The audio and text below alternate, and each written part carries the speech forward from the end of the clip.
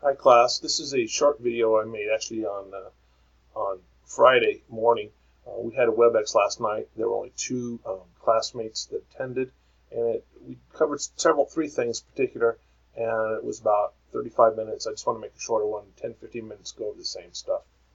So one of the first questions one of your classmates asked was regarding the lab. Let me make a directory here, ls. Let me make a directory. Make dir, I'll call this directory 1. I'll call it 1.1. So now if I do an ls, you'll see I have this new directory here called 1.1. How do I rename it? Well, there's a rename command, but that's just too many letters to type. So instead, I'm going to do this, mv1-1. I just hit tab. Tab does the self-completion. And what I want to call it now, let's call it 2. Let's call it 1-2. ls, this directory here called 1.1. I just renamed it by using the move command to 1.2. And let me look inside 1.2. It's empty. So I want to put something in there. Let me do this right here. I'm going to do copy. Actually, clear the screen first. And the CLS command is the same as clear. It's just it was done by a command called alias. Alias, you can see right here. I created this alias space CLS equals clear. And that all that information is found in .bash rc, and you'll see I have this done here. I set minus OVI, give me VI in the shell, and then I alias clear to CLEAR. You notice it shows right here the single quotes, but inside that file of bash rc there's nothing there. So again, I can clear the screen. Let's do an ll/etc /etc password. And you notice /etc password. This is the owner, that's root. Root can read and write it. The group of root, right here's the group, can read it, and then everyone else, that's me, can read it, but I can't write it. So let me just do this, copy /etc/password, hit tab, and I want to put it in a directory called 1.2.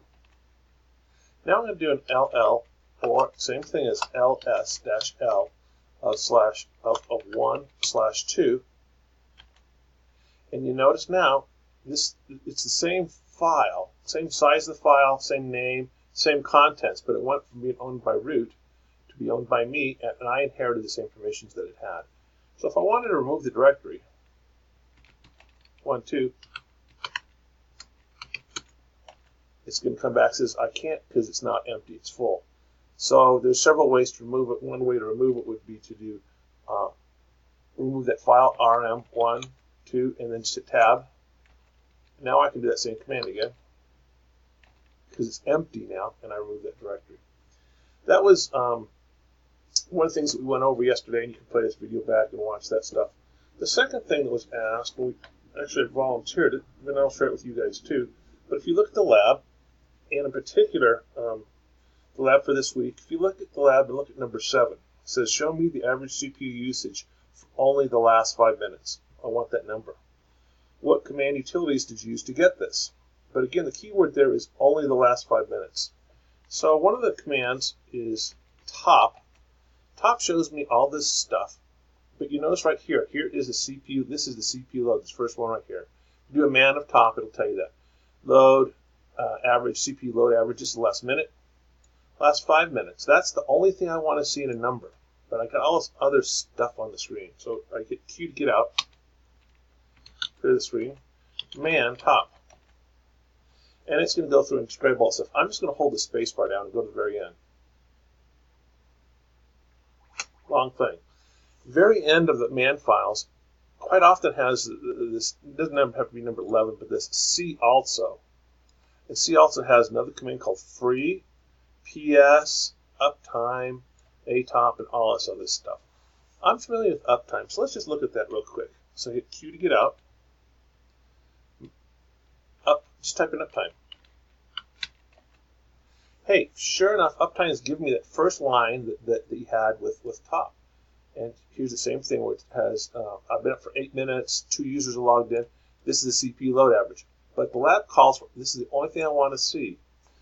So using another command called cut, and if I do man cut. Remove sections from each line of a file. Oh, interesting.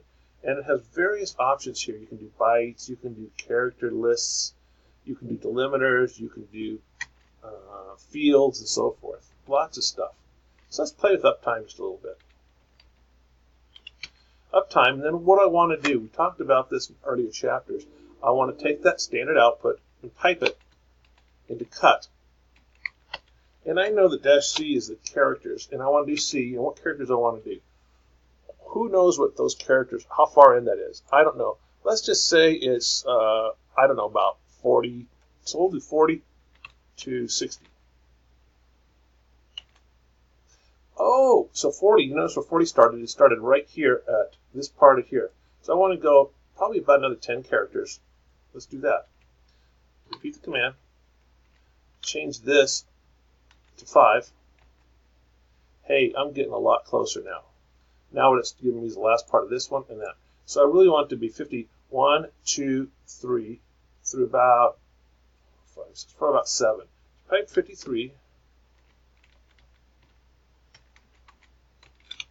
57, probably something like that. Oh, I went too far. 56.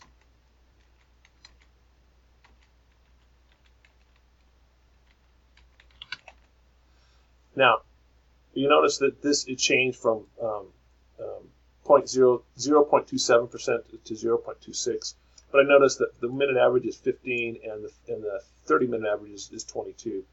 So I know that's the right one. So I can just do uptime again. Now it's 30. It's two other stuff's happened to the cut, and sure, it came back with 30. So that we reviewed that yesterday. That's one way to produce that. But again, on Linux, there's lots of ways to answer number 7. I've had students do other ways too, but that is a quick and dirty way. And it's kind of handy because you get all this useful stuff here, but all I'm really interested in for the lab is to get just those those 4 characters right there, 0.30. Now, it could be a bigger number, so I may actually want to start it, or maybe I actually want to start it here at 52, because I could have some, it could be not 0%. It could be like 10% or 20 or something like that. So that's going to give me the whole thing right there.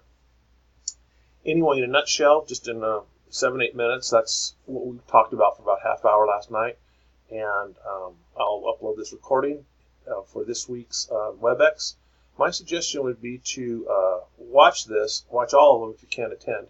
I know some of you are busy, but you will get extra tidbits, and the students are asking good questions. So if any questions, put a discussion or let me know. Bye.